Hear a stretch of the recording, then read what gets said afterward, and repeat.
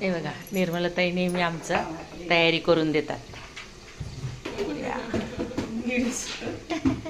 त्याच्याशिवाय माझ्या मुलीच्या घरी ना दिवसाची सुरुवात होत नाही. अगदी सकाळी लवकर येतात आणि मदत करतात. म्हणजे आमची दीदी पण सोबत काम करत असते त्यांच्या. पण कसं मदतीला असलं ना पटकन होतं, ऑफिस असतं दिवसभराचं. आणि ही ताई आमची आली होती रात्रीच, आमच्या आधीच येऊन पोचली. आणि खूप अशा लहानपणीच्या आठवणीत आता त्या रंगल्या आहेत. बघा तुम्ही काय म्हणताय त्या. लहानपणी मम्मी आमची तयारी करून द्यायची सहलीला, काय काय वेगवेगळं. आणि आज आम्ही तयारी करून देतो मम्मीला. माझ्यासाठी स्पेशल समोसे असायचे. समोसे, बटाट्याची भाजी, पुरी. आणि ते समोसे नरम व्हायचे टिफिन मध्ये. आणि असे मस्त लागायचे. शंकर आणि खारे शंकरपाळे, गोड शंकरपाळे, व्हेरायटीज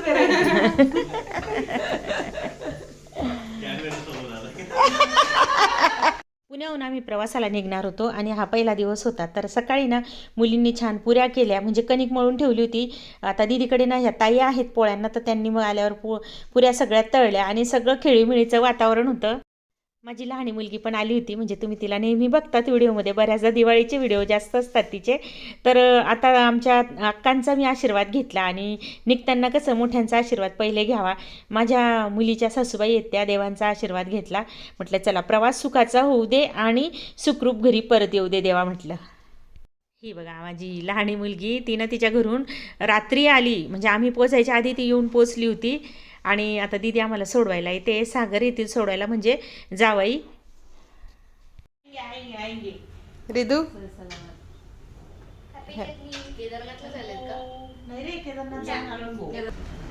काय राहिलं? वा वा बेटे वा.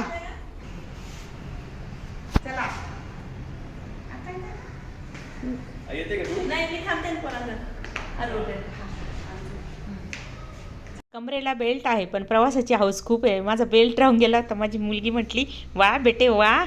कसं असतं ना, ठराविक वयानंतर मुलं आपले ना आईवडिलांची भूमिका घेता बरं का.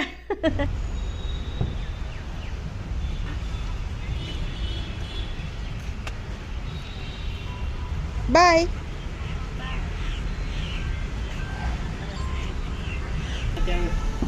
Okay bye.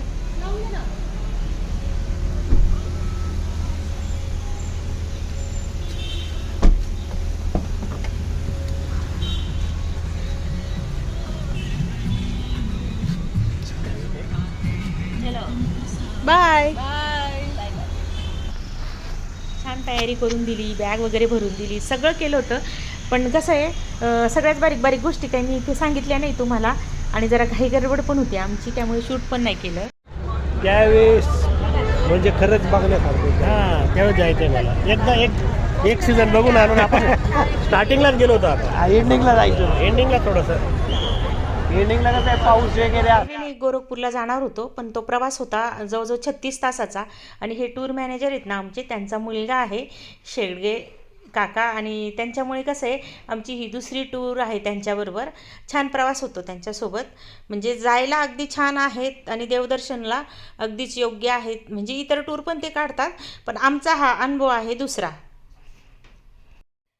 पोचल्या सगळ्यांच्या ओळखी करून घेतल्या. आणि मग सोबतीला हे आहेत आमच्या, तर म्हटलं मग कसं आहे, ओळख असली ना एकमेकांची तर चांगलं असतं. मग म्हणजे ओळख झाली तर. प्रत्येकांचे सीट जरा वेगवेगळे होते. तर आमचं हे बर्थ इकडे होतं आणि बाकीचे ना एका याच्यात होते.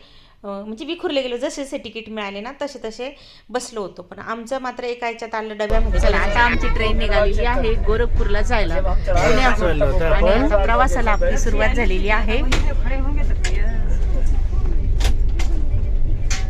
Happy journey. चलो. किती तासाचा प्रवास झाला? 24 तास होते. अजून 1 तास आणि 24 तास होतील प्रवासाला. तर आम्ही पोहोचू 9 वाजता आज रात्री ट्रेनमध्ये बसू. आता 36 तास आम्हाला झालेले आहेत आणि अजून आम्हाला 2-3 तास लागणार होते पोचायला. आणि गाडी थोडीशी लेट झालेली, ती 1 तास लेट होती वाटतं.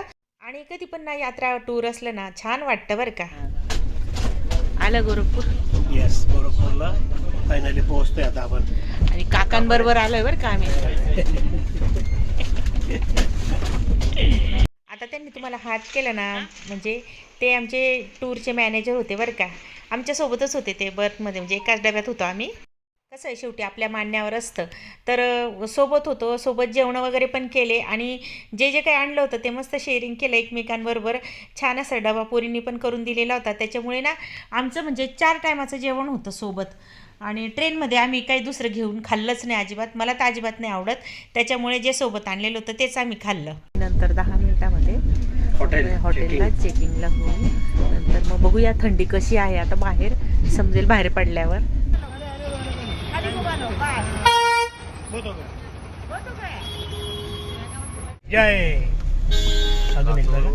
थांबा.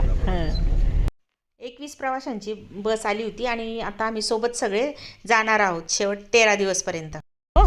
पहिला पडाव सुरू झालाय आपला आता. हॉटेलकडे प्रस्थान करतोय आपण. जय श्रीरामाच्या उद्घोषाने. जय श्रीराम, जय श्रीराम. जवळजवळ 36 तास प्रवासात गेले आणि ह्या हॉटेलवर आमचा मुक्काम होता आणि छान असं जेवण पण होतं. आणि ना यांनी कूक घेतला होता सोबत. तर त्या हॉटेलमध्ये कसं जागा द्यायची आणि तिथे स्वयंपाक व्हायचा आणि आम्हाला जेवण पण असं ताजं ताजं मिळायचं आणि घरगुती जेवण मिळायचं. त्याच्यामुळे छान प्रवास पण छान होतं. प्रवासात चांगलं जेवण असलं ना तर बरं असतं. आणि सगळ्यांना आता घाई झालेली होती, थोडंसं आराम करावा आणि आपल्या रूम बघाव्या. खरंच तशी छानच व्यवस्था ठेवली होती आणि हॉटेलची रूम पण बघा एकदम छान मिळाली होती आम्हाला.